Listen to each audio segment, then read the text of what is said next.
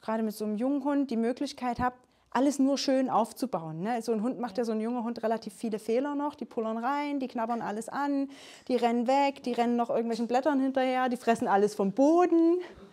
Und jetzt müssen wir was finden, was euch verbindet und diese Gemeinsamkeit schafft. Und da ist das Einfachste, das über den Rückruf und den Namen zu lösen, indem ihr eben wirklich diesen Radius, wo ihr noch rankommt und den Hund sichern könnt, um euch rum positiv aufbaut. Und da gibt es nichts Schöneres, als mit dem Hund gemeinsam zu rennen, zu laufen und zu spielen.